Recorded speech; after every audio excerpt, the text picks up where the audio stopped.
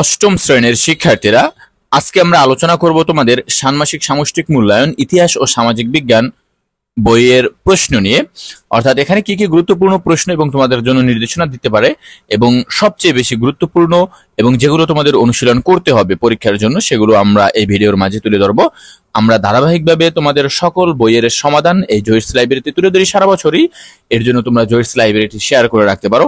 চলো আমরা ইতিহাস ও সামাজিক বিজ্ঞানের প্রশ্নটি দেখে আসি কেমন হতে পারে। দেখো, ষান্মাসিক সামষ্টিক মূল্যায়ন 2024, ইতিহাস ও সামাজিক বিজ্ঞান অষ্টম শ্রেণী শিক্ষার্থীদের জন্য নির্দেশনা।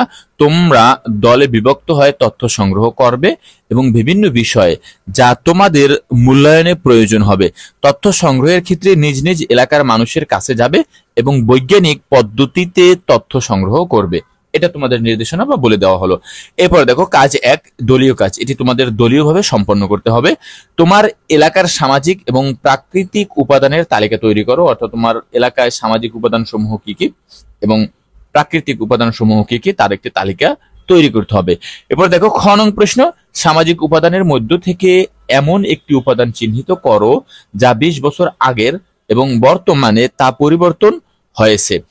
উক্ত পরিবর্তন সমূহ বৈজ্ঞানিক পদ্ধতিতে অনুসন্ধান করে বার চার্ট এ উপস্থাপন করো। এগুলো কিন্তু তোমাদের বার চার্ট বইয়ে দেওয়া আছে, সুতরাং তোমরা বই থেকে একটু এখনই শিখে নাও। গ নং প্রশ্ন দেখো, প্রত্যেকের খাতায় নিজ নিজ আত্মপরিচয় তুলে ধরো এবং তোমার ও তোমার সহপাঠীর আত্মপরিচয়ের মিল এবং অমিল খুঁজে লিপিবদ্ধ করো। অর্থাৎ এই 3টি প্রশ্ন থাকবে তোমাদের দলীয় কাজ হিসাবে। কাজ 2, একক কাজ। এটি তোমার এককভাবে সম্পন্ন করতে হবে। দেখো, প্রথম প্রশ্ন, কাজ 1, অনুসন্ধানী কাজে তোমার ভূমিকা তুলে ধরো।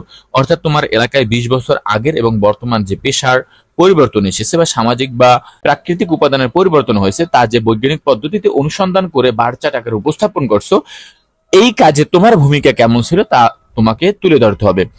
খ নং প্রশ্ন দেখো, তথ্য সংগ্রহের সময় তোমাদের করণীয় গুলো কি কি। অর্থাৎ এটা তোমাদের বইয়ে একদম ছকের মধ্যে দেওয়া আছে। তথ্য সংগ্রহের সময় করণীয় গুলো কি কি এটা মুখস্থ করে ফেলো। মুক্তিযুদ্ধে বিভিন্ন পেশার মানুষের ভূমিকা তুলে ধরো। অর্থাৎ আমাদের দেশে যখন মুক্তিযুদ্ধ সংঘটিত হয়েছে তখন বিভিন্ন পেশার মানুষ এই মুক্তিযুদ্ধে কিভাবে ভূমিকা পালন করছে সে সম্পর্কে আলোচনা করতে হবে।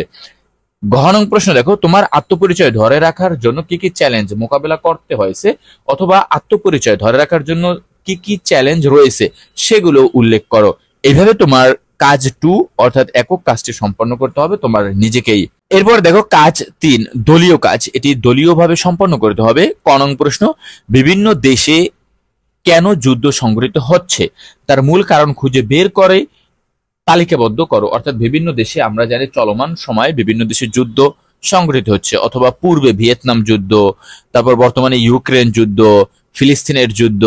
অর্থাৎ এইগুলো কেন সংঘটিত হয় তার একটি তালিকাবদ্ধ তথ্য উপস্থাপন করতে হবে। এবারে যুদ্ধ পরবর্তী সময়ে দেশ পুনর্গঠনে বঙ্গবন্ধু শেখ মুজিবুর রহমানের ভূমিকা আলোচনা করো। অর্থাৎ বাংলাদেশ স্বাধীন হওয়ার পরে এই বাংলাদেশ পুনর্গঠনে বঙ্গবন্ধু শেখ মুজিবুর রহমানের অগ্রণী যে ভূমিকা ছিল তা আলোচনা করতে হবে। গ নং প্রশ্ন দেখো, বঙ্গবন্ধু শেখ মুজিবুর রহমানের স্বাধীনতার ঘোষণাটি লিখে প্রদর্শন করো। তোমাদের বইতে দেওয়া আছে সুন্দরভাবে বঙ্গবন্ধুর স্বাধীনতার ঘোষণাটি, তার আত্মজীবনী, অসমাপ্ত আত্মজীবনীতে এটি প্রকাশ হয়েছে 2012 সালে। সেটি তোমরা ছকের ভিতরে দেওয়া আছে, মুখস্থ করে একদম সুন্দর করে লিখে প্রদর্শন করতে হবে তোমাদের। কাজ 4, একক কাজ। এটিও তোমাদের। ক নং প্রশ্ন দেখো, কিভাবে তুমি নিজেকে মুক্তিযুদ্ধের চেতনায় গড়ে তুলবে। অর্থাৎ তুমি কিভাবে নিজেকে মুক্তিযুদ্ধের চেতনায় গড়ে তুলবে। খ নং প্রশ্ন দেখো, জাতীয় কবি কাজী নজরুল ইসলামের বিদ্রোহী চেতনা সম্পর্কে নিজের মতামত তুলে ধরো। অর্থাৎ আমরা জানি বিদ্রোহী কবি বা জাতীয় কবি হচ্ছে কে, কাজী নজরুল ইসলাম। তার চেতনা, তার লেখকের মধ্যে লেখার যে চেতনা ছিল সে সম্পর্কে তুমি মতামত তুলে ধরবা তোমার। সর্বশেষ প্রশ্ন দেখো, আজকের কাজগুলো থেকে তুমি কি শিখলে তা প্রতিবেদনে তুলে ধরো। অর্থাৎ মনে রাখবা তোমাদের সকল পরীক্ষায় একটা প্রতিবেদন উল্লেখ করতে হবে। সুতরাং এই পরীক্ষায় তুমি এই ইতিহাস ও সামাজিক বিজ্ঞান বই বা আজকের কাজ বা দলীয় কাজগুলোর মাধ্যমে তুমি কি শিখলে তার একটি সংক্ষিপ্ত বর্ণনা দিয়ে প্রতিবেদন তুলে ধরো। এভাবে তোমাকে প্রশ্নগুলো করতে পারে। তাহলে এই গুরুত্বপূর্ণ প্রশ্নগুলো যদি তোমরা অনুশীলন করো তাহলে তোমাদের যে সিলেবাস আছে 62 নং পৃষ্ঠা পর্যন্ত, আশা করি এর মধ্যে সকল প্রশ্নই থাকবে। এগুলো তোমরা পরীক্ষার আগে অনুশীলন করে নাও। আজকের ভিডিও এখানেই শেষ। পরবর্তী ভিডিওতে আবার তোমাদের সাথে দেখা হবে। আল্লাহ হাফেজ।